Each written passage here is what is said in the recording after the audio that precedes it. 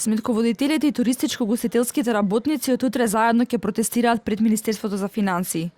Тие бараат директна неповратна финансиска помош, транспарентно донесување закон за сметководствени работи, пролонгирање на роковите за годишни сметки и даночните пријави, како и задолжителна консултација со експерти од дејноста за секоја дополнителна обврска со рок.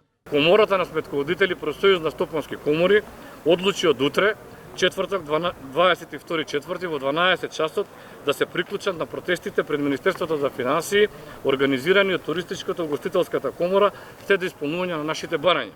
Бараме системско решение за пролонгирање на рокови за годишни сметки и даночни пријави, флексибилност и итно и неодложно пролонгирање на рокот за ова ДДВ пријава и задолжителна консултација со експерти од дејноста за секоја дополнителна обврска со рок. Мартин Ангеловски, подпредседател на Туристичко-гостителската комора, изјави дека ги анализирале мерките од владата и вели дека недостига методологијата, односно условите кои треба да се исполнат за некој да може да аплицира за помошта. Знаете, свесни сте сите дека и во минатите пакети, нели, едно е она што се кажува ќе дадеме волку милиони на тие и тие за толку вработени, а друго е начинот на кој што се аплицира преку институциите како што е УЈП, значи и сите оние услови кои што треба да бидат исполнети од аспект на документација, на платени давачки и така натаму, што се треба да исполни еден правен субјект за да може да дојде до ситуација за да аплицира.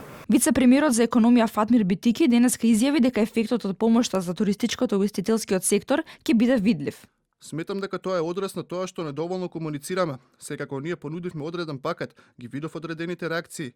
Јас сметам дека нема никакви скриени намери. Остануваме на ставот дека сите владини програми во различните министерства оваа година се ориентираат кон справување со ковид и во суштина не би требало да ги гледаме парцијално одредени мерки како што беа мерките вчера, туку треба да ги гледаме интегрирано заедно со сите други програми и на крајот на годината ќе зборуваме кој е ефектот. Туристичко-гостителските работници ќе останат на протестите пред Министерството за финансии додека не бидат исполнети барањата во целост. На вице-премиерот Битики му порача ако навистина сака да се сретне со нив, владата да испрати официјална покана за да се организира состанок.